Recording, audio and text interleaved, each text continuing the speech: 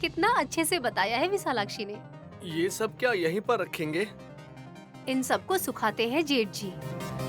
गौ पूजा के दिन इन ढेलों के ऊपर प्रसाद बनाकर फिर हम उन प्रसाद को उनके ऊपर चढ़ाकर सूर्य देव को फिर हम भोग चढ़ाते हैं।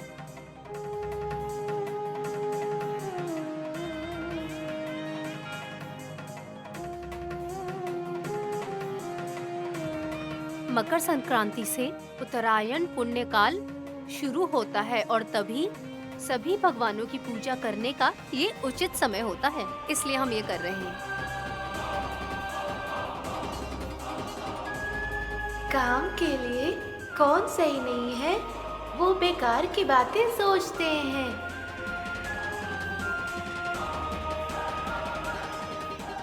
मेरी सासू माँ और उन्हें अच्छे से समझ में आ गया होगा।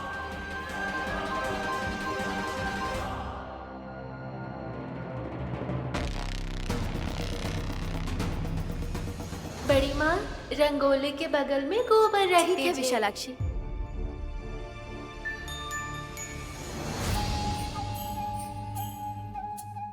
गाय के गोबर में भी भक्ति होती है ना।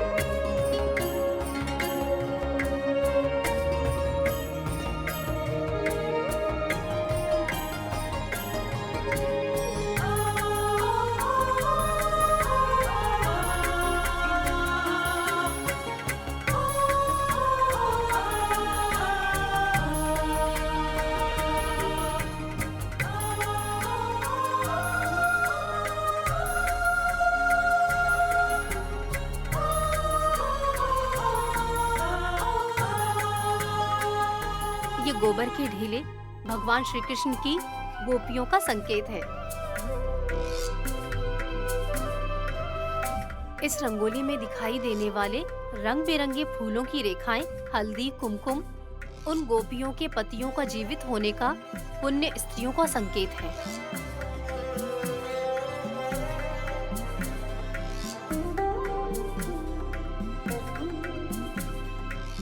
गोपियों के संकेत का दूसरा रूप ये गोपम्मा है।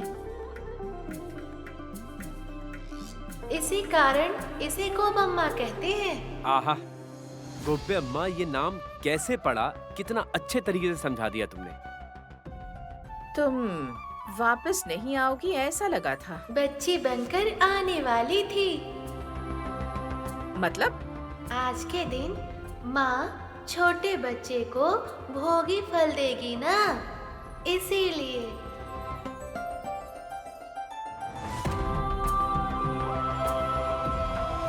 तुम्हें छोटी बच्ची मानकर उन पर जो विधि करने वाले हैं वैसा तुम पर भी करना चाहिए, यही चाहती हो क्या तुम? हाँ, चिल्लर जमा करने आई होगी। ऐसा बोलकर उसका अपमान मत कीजिए। मैंने क्या किया? अरे यही कह रहा हूँ कि कॉइन्स लेने आई है। तुम कुछ भी सोचो या कुछ भी कहो, विशालाक्षी मुझे बड़ी मम्मी कहती है, बहन को माँ बोलती है। हमारे बच्चों को जो देंगे वही उसको भी देंगे। पुंडरीनाथ को उन बच्चों के साथ मत बैठाना। ठीक है। सबकी अपनी मर्जी होती है। खाना बनाने के बाद हम लोग ये काम करेंगे। हाँ। चलो विशालाक्षी, चलो बेटी।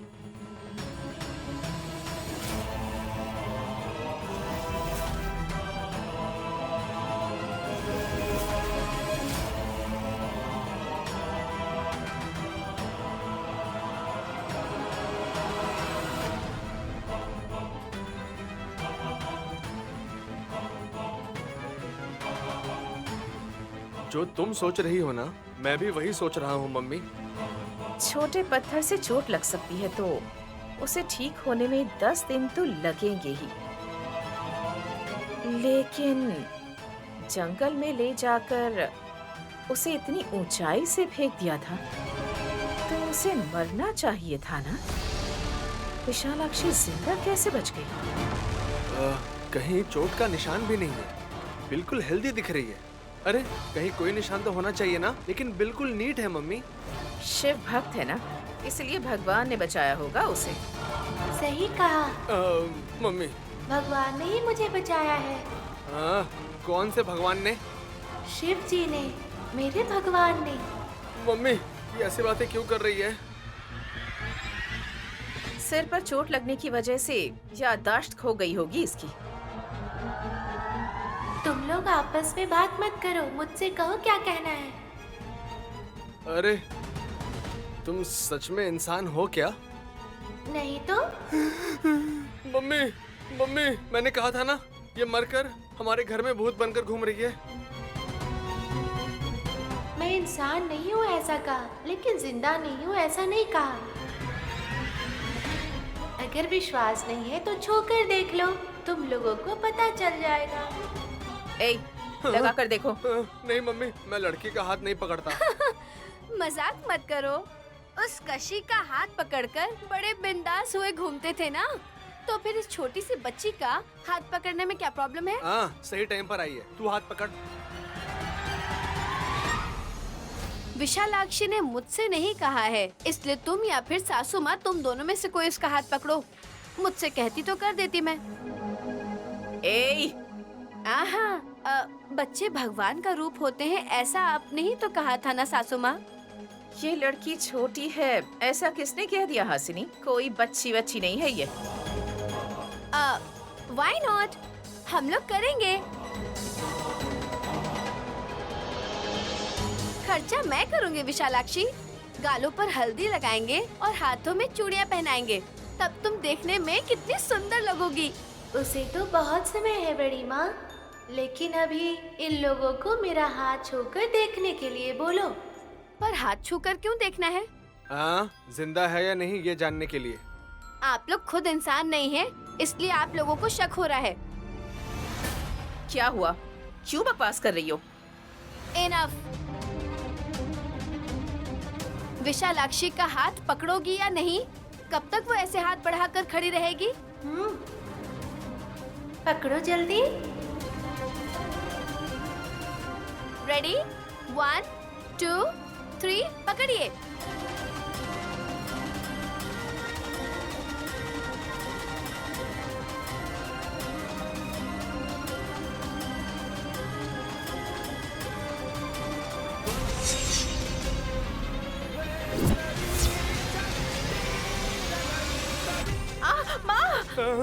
मम्मी।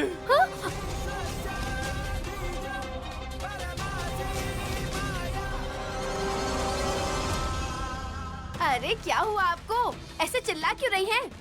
हाथ लगाते ही सांप है ऐसा लगा। हाँ? ऐसा क्या मम्मी? हाँ सच में। विशालाक्षी के हाथ को सांप बोल रही हैं क्या? मजाक करना अलग बात होती है, लेकिन ऐसे फालतू बात करेंगे तो कैसे चलेगा? ए, हिम्मत है तो तुम पकड़ो ना। विशालाक्षी अगर मुझसे कहेगी हक करने को तो मैं खुशी से वो भी कर लूंगी। तू सिर्फ हाथ पकड़, उतना ही काफी है। ओके, इसका ऐसे हाथ पकड़कर प्यार से ऐसे उठाकर बड़े आराम से बांसुरी की तरह सारेगामापा गाऊंगी।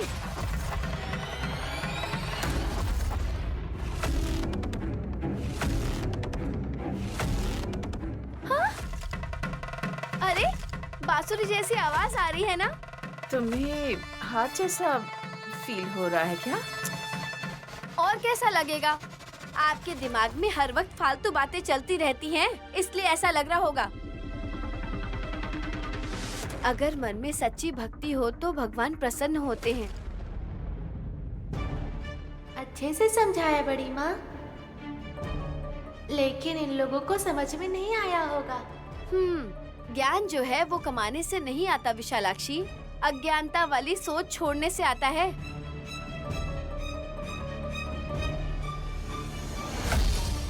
वो सब छोड़ो अभी। चलो चलो ड्रेस चेंज कर लो। बाकी बच्चों के साथ तुम्हें भी भोगी की विधियाँ करनी है।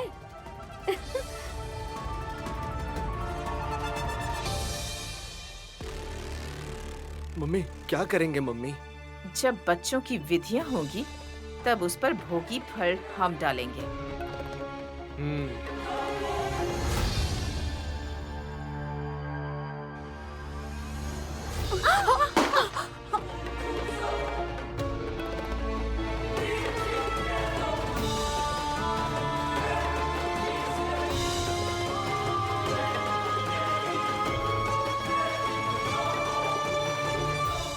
दिखाई नहीं देता तुम्हें? देख रही हूँ दीदी। मोबाइल देखने की बात नहीं कर रही हूँ। तुम्हें देखूंगी तो नजर लग जाएगी, इसलिए मैंने नहीं देखा। ये क्या हुआ? बच्चों को फल देने के बाद ही उन्हें खीर खिलाना पड़ता है साहब जी। भाभी ने वो हंडी मिठाई बनाने के लिए रखी थी और इसने तोड़ दिया उसे। मिट्टी का बर्तन ही तो टूटा है, दिल टूटे जैसी बात क्यों कर रहे हो? बच्चों के बारे में तुम कुछ समझती हो क्या? मैंने बच्चा पैदा नहीं किया है क्या? ऐसे क्यों बोल रही हो तुम? हाँ, अभी बस करो। छोटी छोटी बातों से ही झगड़ा बड़ा हो सकता है। आप अपनी बीवी को समझाइए जीजा जी। हैप्पी न्यू ईयर बोलते ही चक्कर आने का बहाना किया था। ये कैसे हुआ पूछा तो प्रेग्नेंट हूँ ऐसे बताया। 2 दिन के बाद पता चला कि वो भी झूठ बोल रही है। तू चुप नहीं रह सकती। अरे मैंने जो कहा उसमें क्या गलत कहा विक्रांत जी? मेरी दीदी के साथ साथ हासनी दीदी ने भी वैसा ही किया। वो भी सबको मैं प्रेग्नेंट हूँ ऐसा ही सबके सामने बता रही थी ना। इन लोगों ने हम प्रेग्नेंट है ऐसा झूठ कहा, उससे आप लोगों को कोई भी तकलीफ नहीं है, लेकिन मेरे हाथ से एक मिट्टी का बर्तन क्या टूट गया, मुझे डांटने लग गए। मैंने कौन से हालातों में कहा है वो तुम क्या समझोगी? समझती हो क्या? मुझे सब कुछ पता है दीदी। प्रॉपर्टी में से मुझे कोई हिस्सा ना देना पड़े ना, इसीलिए तुमने और हासनी दीदी ने ये नाटक किया था। सुमन, उनका ये नाटक हमें 6 महीने के बाद पता चल ही जाता ना। मेरी दीदी बहुत होशियार है जीजा जी। किसी और ने पैदा किए हुए बच्चे को ये बच्चा तो मेरा ही है ऐसे ही बता सकती है ये। ऐसा कोई नहीं बोलता है। ऐसे ही बोलते हैं। आपने भी तो ऐसे ही किया था। उनकी बेटी गानवी को मेरी बेटी कहा था ना। मुंह बंद रखो सुमन। लड़ाई बढ़ाने के लिए ही तुम ये सब कुछ बोल रही हो ना? आपके पति ने जो कहा है उसे मैं एक्सप्लेन कर रही हूँ। अब तुम ही ऐसा सोचोगी तो मैं क्या कर सकती हूँ दीदी? जीजा जी भगवान राम है लेकिन मेरे पति चोर हैं। कृष्ण भगवान बोलती तो अच्छा लगता ना। सुमन, आगे कुछ मत कहना। बच्चों के त्योहार के दिन ऐसा झगड़ा करेंगे तो घर के लिए और हमारे बच्चों के लिए अच्छा नहीं होगा। अब जाओ अपना काम करो। आप जैसे अमीरों के लिए हर दिन ही त्योहार है जीजा जी। मुझे तो बस आप लोगों की खुशी देखकर ही जीना है, और क्या कर सकती हूँ। खुश रहना अच्छी बात है, लेकिन किसी से जलना बहुत बुरी बात है। ऐसा बोलेंगे तो उल्लूची को लेकर नहीं आएगी विक्रांत बाबू। तुम्हारे समझाने से कुछ नहीं होगा। इन्हें मैं अच्छे से जानती हूँ। त्योहार खत्म होने दो फिर बताती हूँ।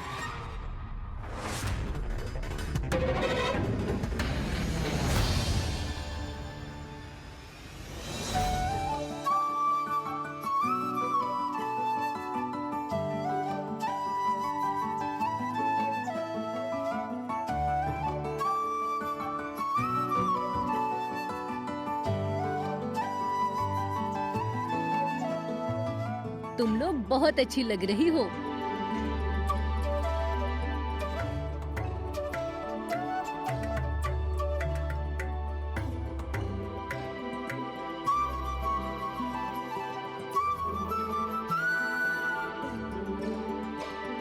तुम कुछ भी बोलो, लड़कियां बहुत सुंदर होती हैं। तुमने अगर साड़ी बदल ली तो तुम सुंदर दिखोगी क्या? ओहो, मैं अपने बारे में नहीं बोल रही हूँ, बच्चों के बारे में बोल रही हूँ। लड़की बोलते ही आपको समझ में आना चाहिए फूफा जी। बुआ जी समझाइए ना। इसका क्या मतलब है? धुरंधरा, तुम अपने बारे में छोड़कर त्योहार के बारे में बात करोगी तो अच्छा रहेगा। बुआ जी को क्या पता सासू माँ। अच्छा एक बात बताना तुम, ये बेर खट्टे मीठे होते हैं ना, तो कैसे होते हैं ये बताओ। ऐसे क्यों इंसल्ट कर रहे हैं मेरी? तुम जानती हो तो बोलो। इंसल्ट करने की सबकी आदत पड़ गई है।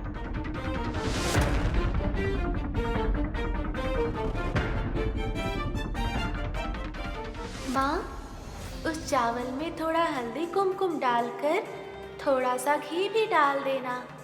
हाँ लेकर आई हूँ, वो देखो बेटा। विशालाक्षी, सारे फूल और जितने भी छुट्टे पैसे चाहिए सब कुछ यहीं पर रखे हैं।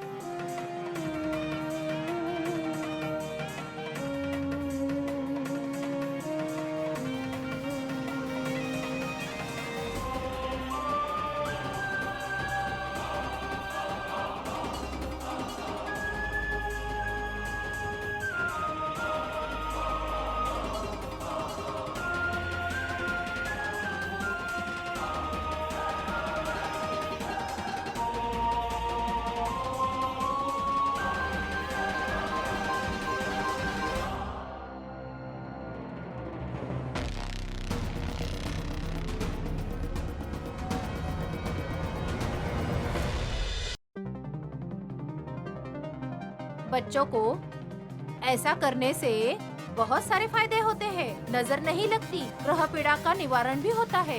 सिर्फ इतना ही नहीं, बदरी फल कहलाने वाले इन बेरियों के पेड़ों की वजह से नर नारायण ने आश्रम की तैयारी करके इन फलों को खाते हुए सुना है तपस्या किया करते थे।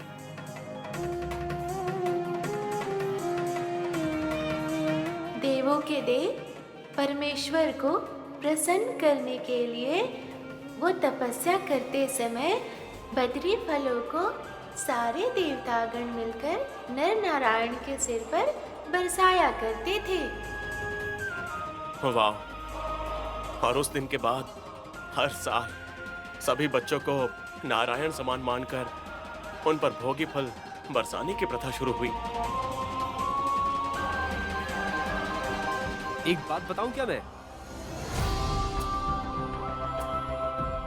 -15 डिग्री से लेकर के और ऊपर 50 डिग्री तक ये आराम से गर्मी झेल सकता है। अगर ऐसा पेड़ कोई हो सकता है तो वो यही पेड़ है और हमें इसकी बहुत इज्जत करनी चाहिए। सुपर भतीजे! तुम सब लोग बच्चों के सिर पर फल डालोगे, लेकिन मैंने फलों में केमिकल बॉल्स मिलाए हैं जो विशालाक्षी के सिर पर गिरते ही